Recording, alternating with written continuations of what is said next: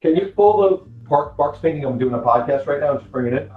All right, y'all, we're going to see some of ComicConnect's best original art in their upcoming event auction number 64. Vincent, what you got? Carl Barks, the good duck artist, quite possibly the most important comic book artist of the 20th century.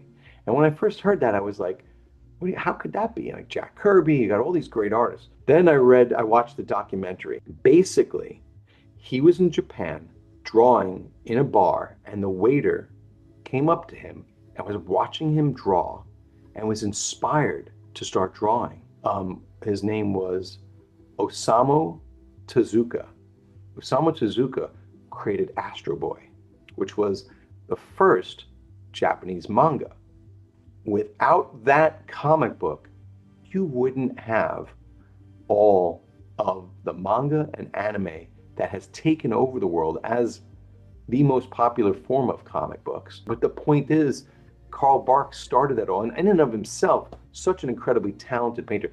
Now, this recreation of the Sheriff of Bullet Valley is so beautiful. I wish you guys could see this in person, but it's just gorgeous to look at. And this, by the way, is the other piece from Eric Grove's collection that's in this auction. Which would you rather have? The cover to X-Men 249 by Mark Silvestri with Havoc, or a page from Giant Size X-Men #1? How awesome is that? This is a half splash with the entire team. It's so cool. Giant size for me. Yeah, I'm going to go against the grain on this one. I'll go with the Silvestri X-Men because that's when I started getting into X-Men, and that kind of way of drawing Havoc too really impressed me. I'm going to go with this one because this is the first X-Men comic book I ever read. Which one do you like better? Black and white art or color art?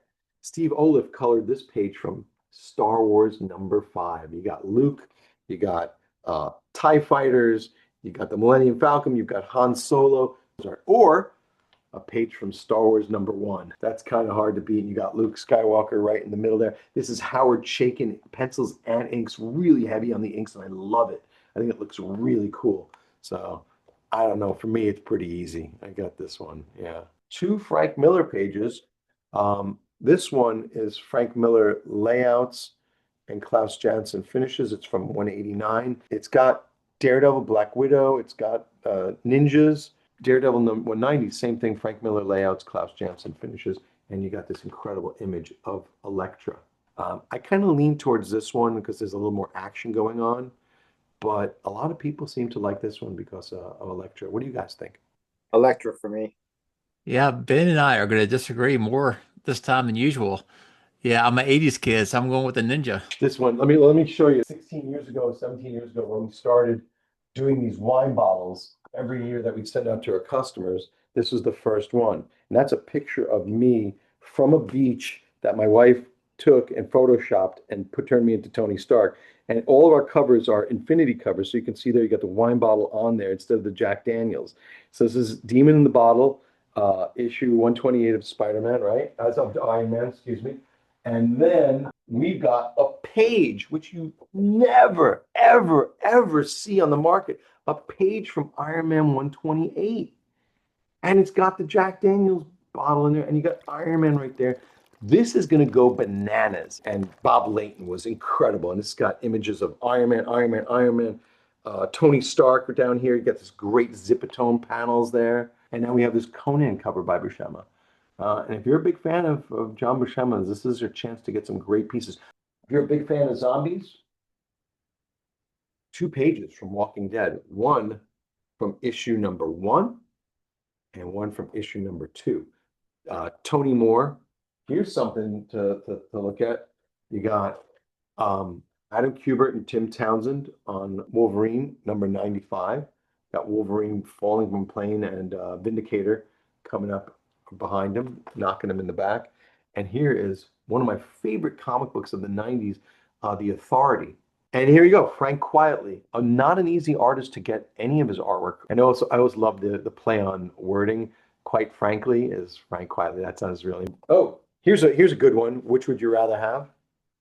What's better than 1 Jack Kirby recreation of X-Men #1? 2, you got the black and white version, Well, actually, this is number 4, right? I don't know if we need to choose. I think it's this one, right?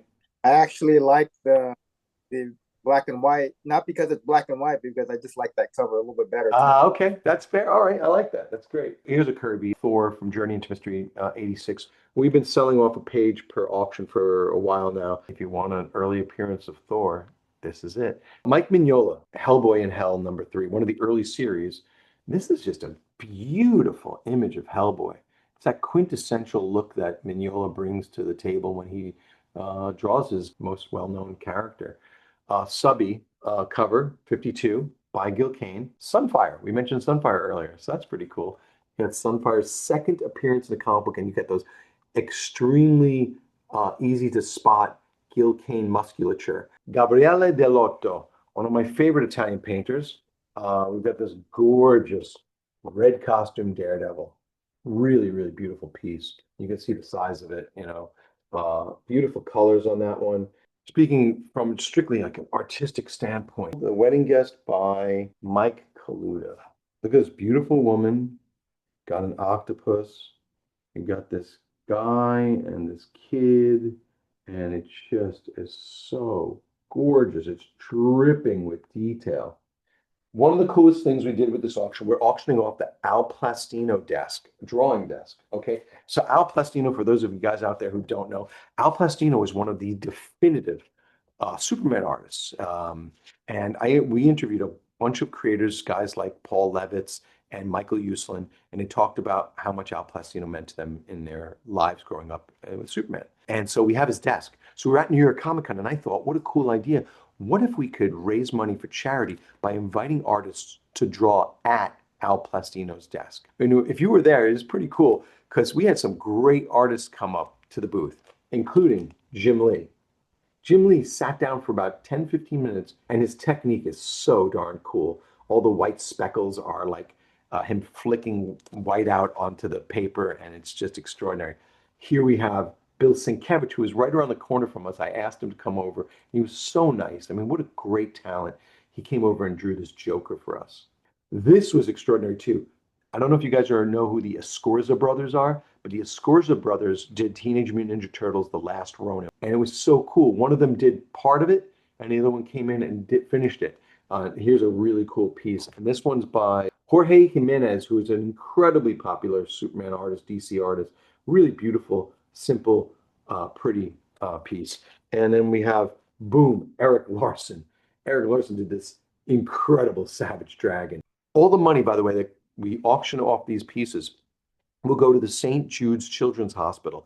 The daughter and son of Al Plastino consigned the desk to us. They have a friend whose daughter, 1-year-old daughter with brain cancer. The beautiful thing about St. Jude's is they not only take care of helping the child, but any hotel expenses that the family would have coming to the hospital, staying there, they take care of everything. So it's a really extraordinary charity. And please check it out. It's during our art auctions at the beginning, which is December 11th, our 4th session.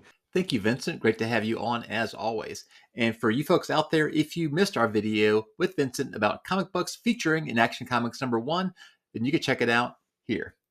Thanks so much for watching, and I hope to see you around real soon.